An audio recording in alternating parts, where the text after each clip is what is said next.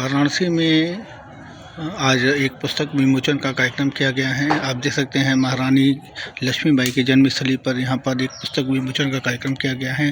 बेहद शानदार और जीवंत जो है ये कहानी है इस पुस्तक में, जो कि लोग अपने लाइफ में डिस्टर्ब हो जाते हैं तो कुछ गलत निर्णय की वजह से इसी संदर्भ में इस किताब में जो है इस पुस्तक में कुछ वर्णन दिए हुए हैं, जो कि काफ़ी आत्मनिर्भरता के साथ इसको पढ़ा जा सकता है। विजय रानी जैसे रिपोर्टर अनुपमा सिंह। लगरू जी मैडम, एक परिचय दे दीजिए अपनी। मैं डॉक्टर ऋचा पाठक, क्लिनिकल साइकोलॉजिस्ट हूँ और साथ ही मैं एक साहित्यकार भी हूँ। मैडम जी, पछतावा बहुत ही चर्चित उपन्यास हम लोग देख रहे हैं। क्या विषय, क्या उद्देश्य और क्या करना चाहेंगे? विषय काफ़ी मतलब उपयोगी इसलिए मैं कहूँगी क्योंकि मेरी जो भी कहानियाँ होती हैं वास्तविक आसपास की घटनाओं से ही, सत्य घटनाओं पे आधारित होती हैं। और उसके अलावा हमारा प्रोफेशन ऐसा है कि यहाँ लोग आते हैं कुछ समस्याएं लेके, जो भी मानसिक समस्या से ग्रस्त होता है, कुछ ना कुछ उनके प्रॉब्लम्स जड़ से, इमोशन से जुड़े होते हैं। तो उसी तरह ये जो कहानी है, इस कहानी में भी एक जो नायक है वो बचपन से, जैसे जन्म के साथ सब लोग अच्छा होता है, बहुत ही अच्छा सकारात्मक था।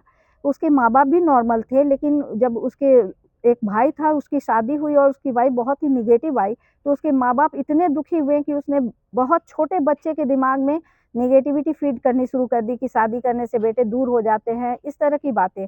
नतीजा वो पहले तो शादी करना ही नहीं चाहता था, लेकिन एक उम्र के बाद उसको लगा कि नहीं, शादी होनी चाहिए और अच्छा प्रस्ताव आया, उसने शादी कर भी ली। लेकिन छोटी-छोटी चीज़ों से उसके अंदर पहले से नेगेटिविटी भरी थी और फिर माँ-बाप इतने ज़्यादा उसकी वजह से असंतुष्ट रहने लगे कि माँ-बाप को खुश करने के चक्कर में उसने बिना किसी कारण के शादी के 1 वर्ष के अंदर में ही अपनी पत्नी को डिवोर्स दे दिया। उसको एक लड़का भी होता है जिसकी जानकारी नहीं है और उस जिस परिवार के लिए उसने किया, वो लोग प्रॉपर्टी लेकर उसके साथ बहुत ही इतना गलत किए कि वो घोर मानसिक रोग का शिकार हो गया, सिज़ोफ्रेनिक हो गया।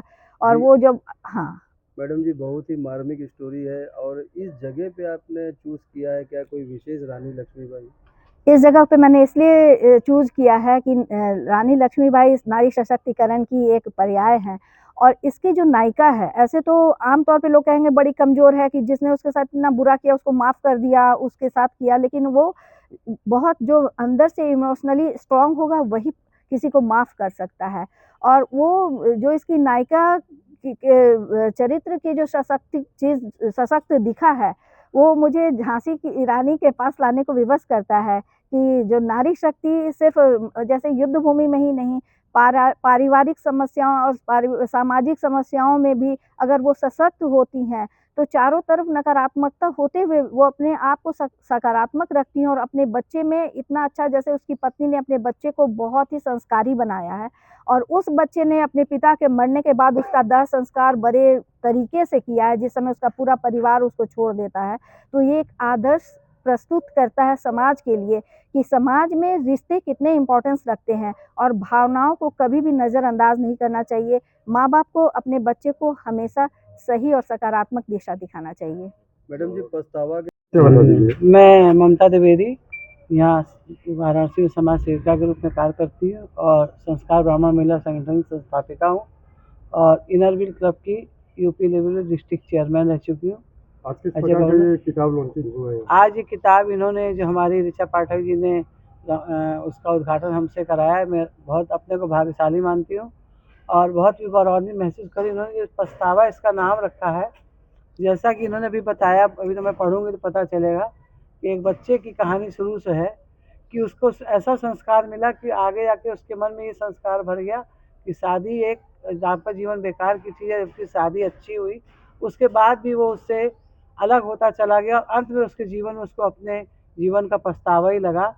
तो इस तरह का उपन्यास वास्तव में समाज ज़रूरत है, जो कि माँ बाप बच्चों को शुरू से वो संस्कार और जीवन नहीं दे पाते हैं अपने व्यस्तता कारण, लेकिन आगे जाके बच्चे जिस तरह से दूसरे रास्तों पर दूसरी जगह विचलित होते हैं, आगे जीवन जो खराब होता है, उसके हिसाब से बहुत ही अच्छा उन्होंने लिखा है। और मैं चाहूँगी आगे भी ऋचा जी इसी तरह के, जो आजकल की, जैसा कि आप लोग को शायद लगता है, आप लोग पत्रकार हैं, अपने देश से जैसे कि बच्चे आजकल अधिकतर बाहर विदेश में रहने की प्रक्रिया पे चल रहे हैं।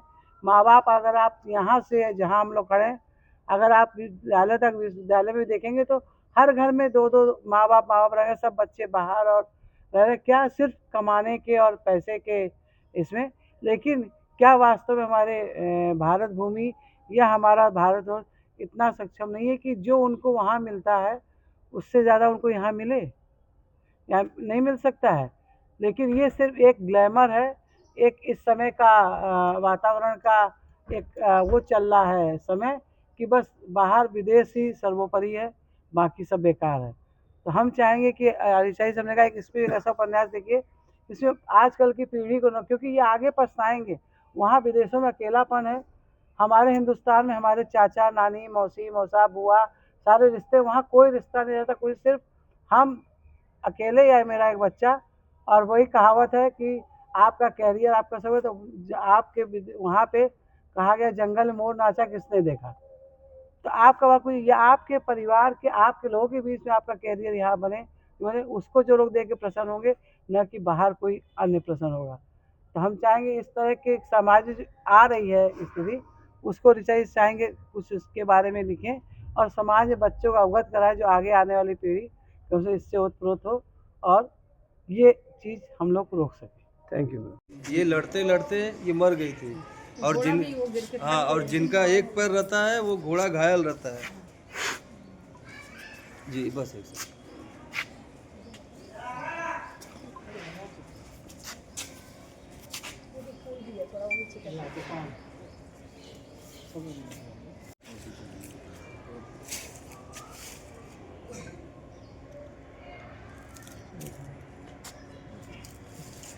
ये क्या कर रहे हैं यार? करिए अच्छा, आप घुस जाते हैं अंदर। अरे माला फूल चढ़वाना है। अरे चढ़वाना ठीक है।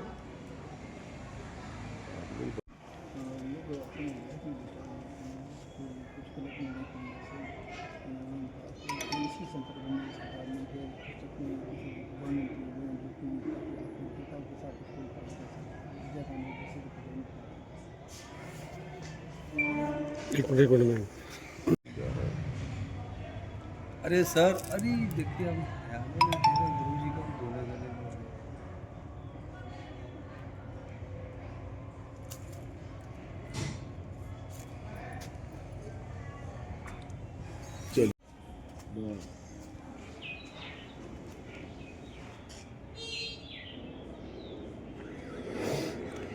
मैम थोड़ा संबोधन कर दीजिएगा। गुरु जी आपका है आईडी कॉलर है? नहीं, हाँ।